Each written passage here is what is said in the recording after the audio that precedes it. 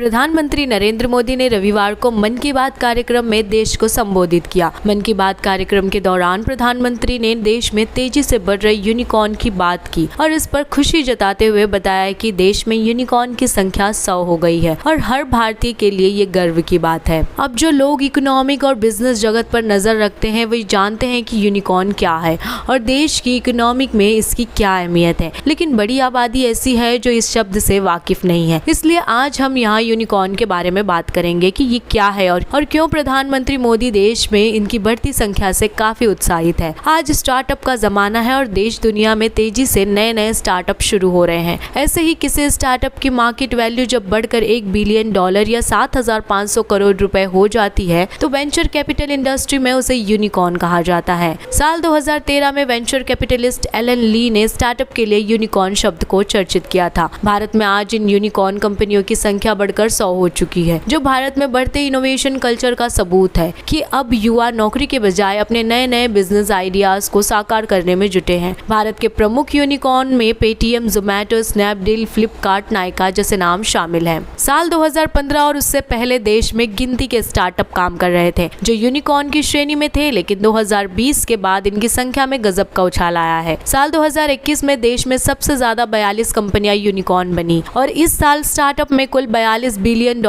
का भारी भरकम निवेश मिला। ऐसा अनुमान है कि साल 2025 तक देश में यूनिकॉर्न की संख्या 200 से ज्यादा हो सकती है। भारत की पहली यूनिकॉर्न कंपनी मेक माई ट्रिप है। पूरी दुनिया में सबसे ज्यादा यूनिकॉर्न के मामले में भारत तीसरे स्थान पर है। भारत से आगे सिर्फ चीन और अमेरिका का नाम आता है। चीन में जहां 300 से ज्यादा यूनिकॉर्न काम कर रहे हैं, वहीं अमेरिका में इसकी संख्या 487 है। देश में बढ़ते यूनिकॉर्न से एक बात साफ है कि इससे डोमेस्टिक स्टॉक मार्केट में जबरदस्त उछाल आ रहा है और साथ ही भारत में निवेश को बढ़ावा भी मिल रहा है। स्टार्टअप के साथ युवाओं को रोजगार भी मिल रहा है। ये स्टार्टअप देश के लोगों की दिनचर्या पर बड़ा असर डाल रहे हैं और इनकी मदद से लोगों का जीवन स्तर भी बढ़ रहा है। ऑनलाइन पेमेंट में यूपीआई, फूड डिलीवरी के लिए जोमैटो और स्विगी जैसे स्टार्टअप की अहमियत से इसका बखूबी अंदाजा लगाया जा सकता है। देश में बढ़ते स्टार्टअप कल्चर से ये उम्मीद बढ़ी है कि हो सकता है कि भविष्य में भारत से भी गूगल, फेसबुक और अमेज़न जैसी कंपनियां निकल सकती है। एक रिपोर्ट के अनुसार देश में इस वक्त 66,000 स्टार्टअप काम कर रहे हैं और इनमें से 100 यूनिकॉर्न बन चुके हैं। एक अनुमान है कि साल 2025 तक भारत में स्टार्टअप की कुल संख्या बढ़कर 1 लाख हो जाएगी